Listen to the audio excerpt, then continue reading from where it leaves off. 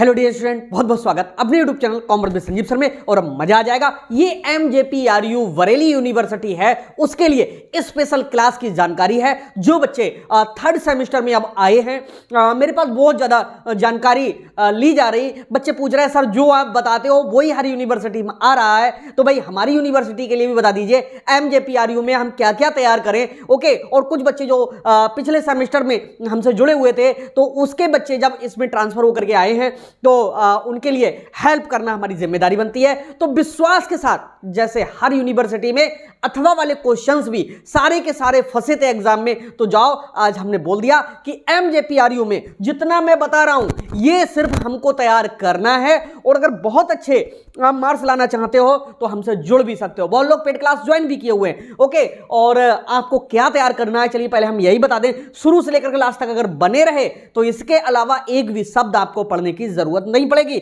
और नंबर इतने आएंगे कि आपने भाई, अब तो आप पिछले सेमेस्टर्स में आप अपनी मार्किंग देख ही चुके हो। अगर ग्रो ना करे ना बढ़े, हमारे चैनल पे देखना ही बंद कर देना। और अगर संजीव सर पे भरोसा हो तुरंत जुड़ जाओ और लग जाओ MJPRU में।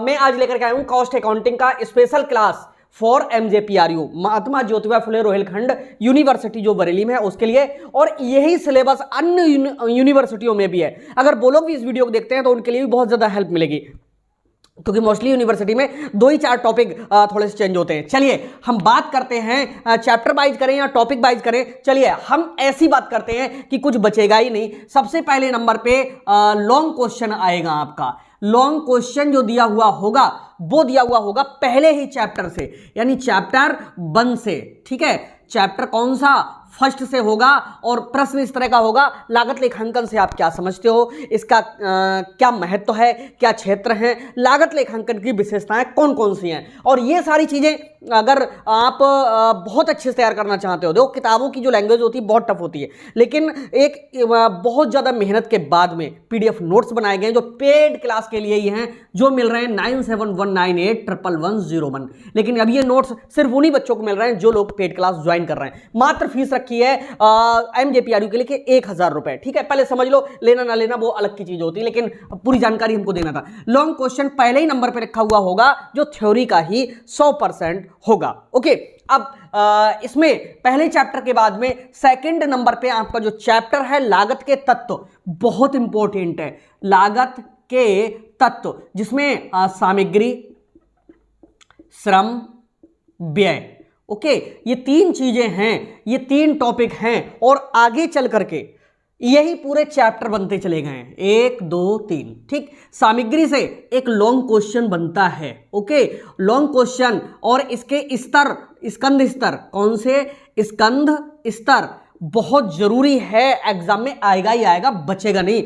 लॉन्ग क्वेश्चन भी आ सकता है इससे कि सामग्री से आप क्या समझते हो, सामग्री के मूल्यांकन की कौन कौन सी विधियां, जिसमें लीफो, फीफो, मीफो, हीफो, लागत मूल्य, बाजार मूल्य जो दोनों में कम हो। ठीक है, औसत लागत विधि, वो सब इसकी विधियां हैं। और सामग्री पर नियंत्रण से संबंधित, देखिए इस वाले चैप्टर से एक तो लॉन्ग होने की संभावना है, लॉन्ग क्वेश्चन। ठीक है, और शॉर्ट क्वेश्चन आप देख लेना 2 आने की संभावना है। इससे क्यों, कैसे करके पता चल रहा है? देखो, एक तो EOQ बहुत पूछा जाता है। ठीक है, EO और Q, इकोनॉमिक ऑर्डर क्वांटिटी, ये बहुत ज्यादा पूछा जाता है। ठीक है, और मितव्ययी आदेश मात्रा के नाम से भी प्रश्न में पूछ लेता है।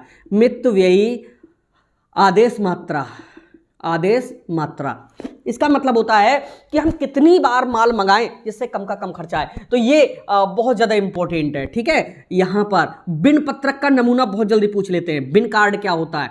बिन पत्रक का नमूना आप लोग तैयार कर लीजिए। ठीक है, और इस तरह के बहुत, जब आप ज्वाइन करोगे या जो क्लास आगे सारे देखोगे, वरना ये वीडियो बहुत लंबा हो जाएगा, तो आपको सब मिलते जाएंगे। दूसरे नंबर पे है श्रम।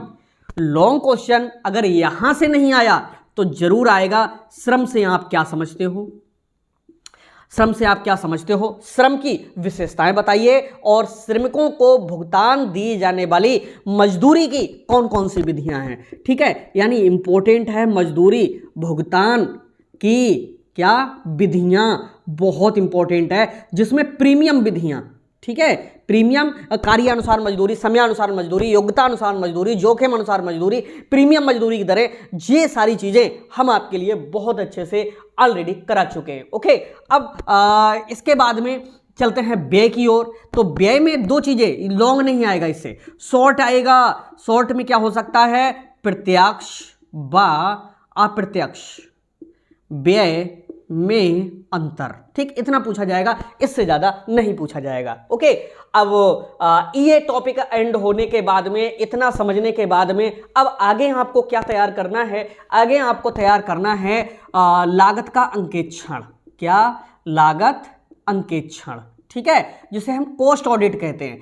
कॉस्ट ऑडिट का मतलब कोई व्यक्ति कह रहा है कि इस वस्तु को बनाने में 980 रुपए खर्च हुए हैं, XYZ एग्जाम्पल के लिए, तो वो 980 वास्तविक रूप में खर्च हुए हैं या नहीं हुए हैं, और वो कैसे कैसे खर्च हुए हैं, ये पता लगाना ही हमारा क्या कहलाता है, लागत का अंकेक्षण कहलाता है, कॉस्ट ऑडिट कहलाता है। ओके, और इसके बाद में अगले जो आते हैं वो आते हैं चौथे नंबर पे उपरिव्यय। उपरिव्यय, ठीक है, उपरिव्यय में MHR को MJPRU में हटा दिया गया है, मशीन ओवरहेड को, ठीक है। यहां पर 3 उपरिव्यय होते हैं, कारखाना उपरिव्यय, ठीक है, कार्यालय उपरिव्यय, ठीक है, बिक्री एवं वितरण उपरिव्यय। ओके, इस तरह से ये तीनों उपरिव्यय से एक क्वेश्चन बनेगा। ओके, 100% बनेगा, यानी यहां से जो क्वेश्चन है एक इन तीनों में से कोई लॉन्ग बन सकता है और शॉर्ट क्वेश्चन भी एक ही आएगा, इससे ज्यादा नहीं आएगा। ठीक है, चलिए, ये थ्योरी का ऑप्शन था, यहां से छोटे छोटे 1 या 2 न्यूमेरिकल भी शॉर्ट में बन सकते हैं, 1 या 2, और एक भी अक्षर बदल जाए पेपर में तो संजीव सर को तुरंत कॉल करना। ऑफिस का नंबर यही है, कहना सर से बात कराना है, कोई भी ऑफिस वाला कहीं ना कहीं बात करा देगा अगर एक भी बचल जाए।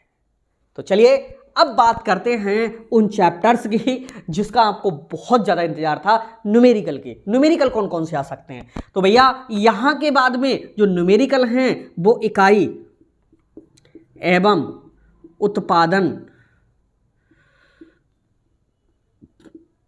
लागत, ठीक, ये चैप्टर है। इसकी एक शॉर्ट में भी आएगा, एक शॉर्ट में आएगा और इससे एक न्यूमेरिकल आ रहा है।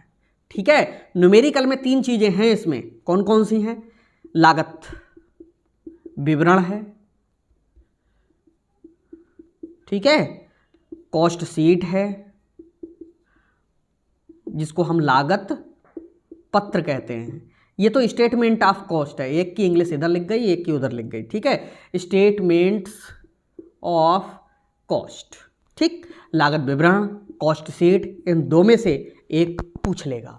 ठीक है, अगला टेंडर प्राइस, टेंडर प्राइस जिसको ये आता होगा, ये तो मैं मगर 10 क्वेश्चन बता दूंगा, उन्हीं में से 100% फंसेगा। ये तो नंबर न्यूमेरिकल के तो कतई पक्के हैं कॉस्ट अकाउंटिंग में, जो MJPR में पढ़ रहे हैं, ठीक है, वो बिल्कुल घबराए नहीं, बस जिम्मेदारी हमें दे दे कि बस कोर्स हमें कराना है, हम कैसे कराएंगे जिम्मेदारी हमारी है। ओके, और बाकी कहीं और से कर रहे हो तो आप अपना वहां से देख लीजिए, बता हम देते हैं कौन सा कहां से क्या आएगा। ठीक है, चलिए, एक लॉन्ग क्वेश्चन न्यूमेरिकल में ही आना चाहिए ठेका से, ठीक है, ठेका जिसको हम कहते हैं कॉन्ट्रैक्ट अकाउंट। ठीक है, कॉन्ट्रैक्ट अकाउंट से एक न्यूमेरिकल मिलने का, वो भी पढ़ाया हुआ मिलेगा 100% गारंटी के साथ में। और जो लास्ट न्यूमेरिकल होगा वो होगा परिचालन लागत से, परिचालन लागत, ठीक है, 100% रखा हुआ होगा, और वो भी कौन सा, परिवहन वाले में, परिवहन का, ठीक है, टैक्सी वाला क्वेश्चन होगा, और उसमें टैक्सी जाती है, लौट के आती है, फिर जाती है, तो ये 1.5 ट्रिप वाला प्रश्न इस बार पूरी संभावना है कि बनेगा।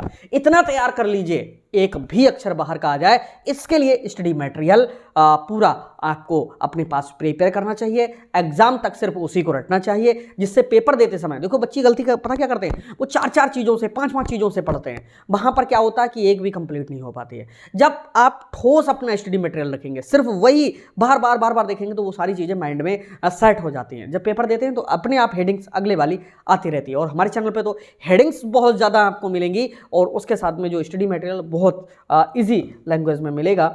ओके, और विश्वास के साथ में यही सब आपको तैयार करना है। इसके अलावा अगर बुक्स में कोई भी बकवास है रखी हुई, पढ़ने की कोई ज़रूरत नहीं। ओके, तो मिलते हैं नेक्स्ट क्लास में, तब तक के लिए बाय बाय।